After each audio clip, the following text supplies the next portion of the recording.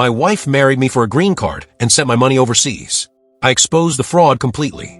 What I thought was a love story turned out to be an elaborate immigration scam, and discovering the truth destroyed everything I believed about my marriage and who I could trust. This story begins in June 2019 when I met Alina Petrov at a technology conference in San Francisco. I'm Michael Chun, 36 years old, working as a software engineering manager at a major tech company. Alina was 28, attending the conference as a representative for a European tech startup. She was beautiful, intelligent, and we connected immediately over our shared passion for artificial intelligence.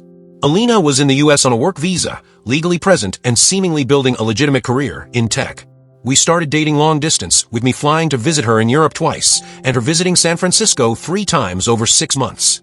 The relationship felt genuine, intense, and real. By December 2019, we were talking about marriage. Alina's work visa was expiring in March 2020, and she was stressed about having to return to Europe. Her startup was struggling financially and couldn't sponsor her visa renewal. "I don't want to lose you," she said during one of our video calls, tears in her eyes. "But I can't stay in the US without sponsorship." "Then let's get married," I said, the words coming out before I'd fully thought them through. "I love you, and I don't want distance to end what we have." Alina's face lit up with joy. "Are you serious? You'd do that?" "I want to spend my life with you. The timing might be faster than traditional, but I know what I feel." We got married in February 2020, a small ceremony at San Francisco City Hall with just a few friends present. Alina moved into my apartment, and we began the process of applying for her adjustment of status to permanent resident. The immigration paperwork was extensive. We had to prove our marriage was genuine, not just for immigration purposes. We submitted joint bank account statements, lease agreements showing we lived together, photos from our relationship, and affidavits from friends and family. The USCIS interview in August 2020 was nerve-wracking. An officer asked us detailed questions about our relationship, our daily routines, and our future plans. Where did we meet? What side of the bed does each person sleep on? What are each other's favorite foods? We passed the interview, and Alina received her conditional green card in October 2020. She was overjoyed, crying and thanking me repeatedly for believing in our relationship and supporting her through the process. Looking back now, I can see warning signs I ignored. But at the time, I was deeply in love and chose to interpret everything generously. The first sign was Alina's relationship with her family. She video called them constantly, always in Russian, always stepping into another room for privacy. When I asked about these calls, she'd say her mother was sick or her brother needed advice. "They're very close," I told myself. That's actually sweet that she's so devoted to her family. The second sign was money. Alina got a job at a local tech company making $85,000 annually, but somehow never seemed to have money. She couldn't contribute much to household expenses and frequently asked to borrow money for emergencies. "My mother needs surgery," she'd explain. Or, "My brother lost his job and needs help with rent." I was making $180,000 as an engineering manager, so supporting both of us wasn't financially difficult. I wanted to be a generous husband to help her family through tough times. Over 18 months, I sent approximately $47,000 to Alina's family through various emergencies and regular support payments she requested. I didn't track it carefully because I trusted my wife. The third sign was emotional distance. After getting her green card, Alina became less affectionate, less interested in spending time together. She worked late constantly, took frequent solo trips to visit friends, and seemed irritated by my attempts at intimacy. "I'm just stressed about work," she'd say when I raised concerns. "It's not about you." I suggested couples counseling, but Alina always had reasons to postpone it. Too expensive, bad timing, she'd work on things herself. The truth began unraveling in March 2022, purely by accident. I was working from home when Alina's laptop notification popped up on our shared home network. We both used the same Wi-Fi, and I'd set up a family notification system that showed previews of messages on all devices. The notification was in Russian, but Google Translate on my phone revealed, "I know this is hard, but just 2 more months until you're free. Then you can come home to me and Mikhail forever." My stomach dropped. I sat staring at that notification, trying to convince myself it meant something innocent. Maybe it was from a friend who didn't understand our marriage. Maybe free meant free from work stress. But I knew. Somewhere deep down I knew. I called in sick to work and spent the day carefully documenting everything I could access legally. Our joint bank account showed Alina had been withdrawing cash regularly, about $2,500 per month, with no explanation. Our credit card statements showed charges at jewelry stores, high-end restaurants, and hotels I'd never been to. That evening, I did something I'm not proud of. When Alina left her laptop open while showering, I looked at her messages. What I found destroyed me. Extensive message threads with someone named Dmitry in Russian.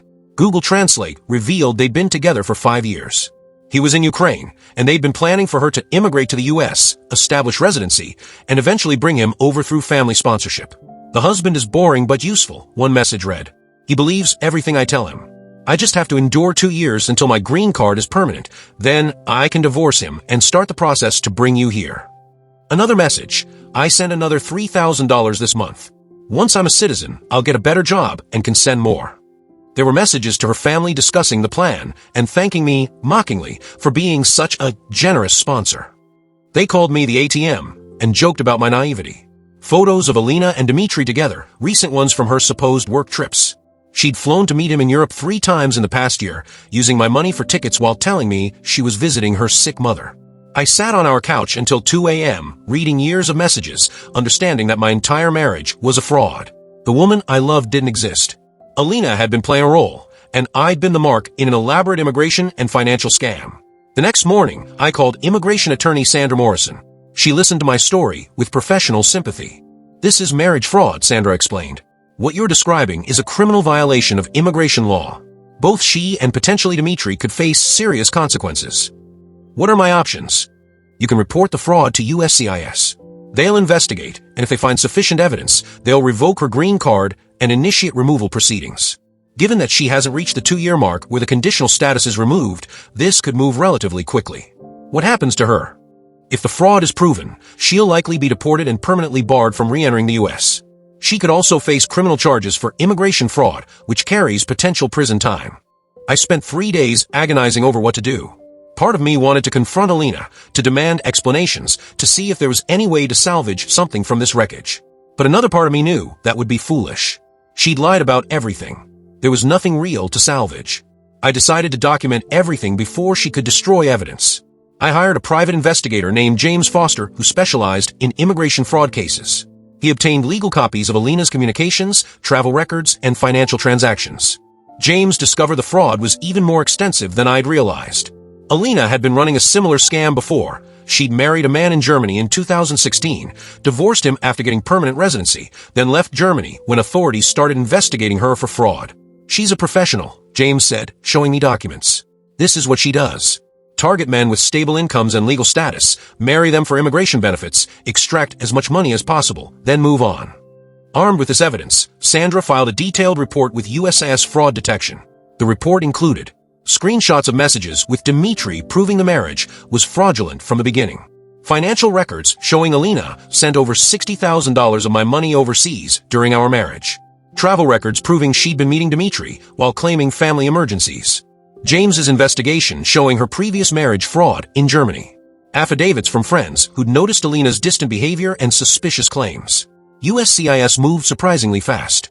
Within 3 weeks, Alina received a notice that her conditional green card was being reviewed for potential fraud. She'd have to appear for an interview to address the allegations. That's when I finally confronted her. She came home to find the divorce papers on the kitchen table along with printouts of her messages with Dmitry.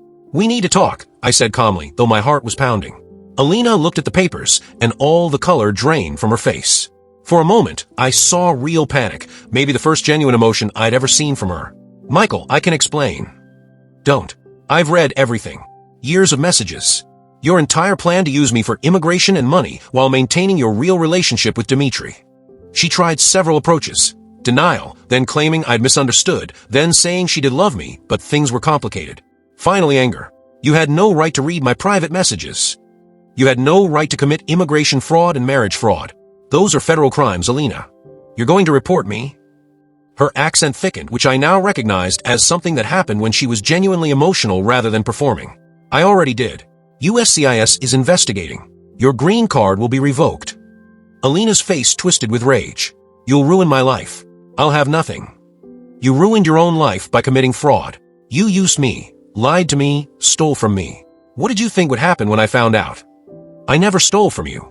You gave me that money willingly. You obtained it through fraud. You lied about why you need it. That's theft. Alina moved out that night, staying with friends while awaiting her USCIS interview. She hired an immigration attorney, but the evidence against her was overwhelming. The interview was scheduled for June 2022. I had to attend as the petitioning spouse to answer questions about the marriage. Sitting across from USCIS officers, I explained how I discovered the fraud and provided all the documentation. Alina's attorney tried to argue that the relationship had been genuine initially, but deteriorated later. But the messages with Dmitry dated back to before she'd even met me, proving the fraud was premeditated. The officer's decision was swift. Based on the evidence presented, we find that this marriage was entered into for the purpose of evading immigration law. Mrs. Chen's conditional permanent resident status is hereby revoked effective immediately, and removal proceedings will be initiated. Alina was placed in deportation proceedings. Her attorney tried to fight it, but immigration judges rarely show mercy in clear fraud cases. In September 2022, her final appeal was denied. The last time I saw Alina was at the immigration hearing where her deportation order was finalized. She looked smaller, somehow defeated. As they let her out, she glanced back at me with something that might have been regret or might have been more performance. Alina was deported to Ukraine in October 2022 and permanently barred from re-entering the United States. ICE also flagged Dmitry in their system, making it virtually impossible for him to ever obtain a U.S. visa. The divorce was finalized in December 2022. Because the marriage was fraudulent, the court allowed me to avoid significant asset division. I was also awarded a civil judgment against Alina for the money she'd obtained through fraud, though I'll likely never collect it. The emotional aftermath was harder than the legal process. I'd spent 3 years with someone who'd been pretending the entire time. Every memory was tainted, every sweet moment revealed as calculated manipulation. I started therapy with Dr. Patricia Williams, specializing in betrayal trauma. She helped me understand that what I'd experienced wasn't normal heartbreak. It was a form of con artistry that left victims questioning their judgment and self-worth. You didn't fail to see red flags, Dr. Williams explained. Professional fraudsters are skilled at creating convincing performances. They study their targets and tell them exactly what they want to hear. Through therapy, I learned that Alina had likely selected me carefully. Asian American man, successful career, family-oriented values, desire for serious relationship, all made me an ideal target for her immigration fraud scheme. The financial recovery took time. Between the money sent overseas, legal fees, and divorce costs, the fraud cost me approximately $125,000. But I earned enough to absorb the loss, and my credit hadn't been damaged since most transactions were from accounts solely in my name. The emotional recovery took longer. I didn't date for 2 years after the divorce, too afraid of being deceived again. I second-guessed every interaction, analyzed every potential partner's motivations obsessively. Slowly, with therapy and support from friends and family, I rebuilt my ability to trust. I learned to distinguish between healthy caution and paranoid hypervigilance. I started dating again in late 2024, this time with much better boundaries and awareness of manipulation tactics. I'm currently in a relationship with someone I met through friends, someone whose life and history I can verify independently. We're taking things slowly, and I'm honest about my past experiences and lingering trust issues. She's patient and understanding, which is exactly what I need. As for Alina, I occasionally get updates through mutual acquaintances. She's back in Ukraine, reportedly married to Dmitry now, and they're apparently attempting to immigrate to Canada through different means. I've shared information about her fraud history with Canadian authorities, though I don't know what they'll do with it. The whole experience taught me several painful lessons. First, immigration fraud is more common than most people realize. There are individuals who specifically target citizens for fraudulent marriages, and they're often very skilled at appearing genuine. Second, love doesn't make you immune to being conned. Smart, successful people fall victim to these schemes because fraudsters are professionals who exploit emotional vulnerabilities. Third, protecting yourself legally in relationships isn't unromantic, it's wise. Prenuptial agreements, separate finances during dating, and maintaining connections with friends and family who can offer outside perspective are all valuable safeguards. The hardest lesson was accepting that I may never fully understand what was real and what was performance. Did Alina ever feel anything genuine for me? Were there moments of authentic connection, or was every smile, every touch, every "I love you" part of the fraud? Dr. Williams says it doesn't matter. What matters is that I was genuine, that I acted with integrity and love, and that being deceived doesn't reflect on my worth or judgment. The fraud was sophisticated and intentional, designed to exploit normal human desires for connection and love. I sometimes wonder what my life would be like if I'd never discovered the truth. Would Alina have stayed until her green card was permanent, then gradually created distance until we divorced naturally? Would I have spent years wondering why my marriage felt empty, blaming myself for not being enough? In a strange way, discovering the truth was a gift. It was painful, but it freed me from a relationship built entirely on lies. It allowed me to start healing instead of slowly dying in a marriage that was never real. The deportation part still weighs on me. I know Alina made her choices and committed serious crimes, but I also know deportation has severe consequences. She lost her chance at the life she'd planned, her relationship with Dmitry was strained by the failure of their scheme, and she's permanently barred from the US. But the alternative would have been allowing the fraud to continue, enabling her to victimize others, and validating the idea that immigration fraud has no consequences. Immigration is a serious matter, and the system depends on people following the rules. Those who exploit it for personal gain damage it for everyone else. Today, 3 years after discovering the truth, I'm in a better place emotionally and financially.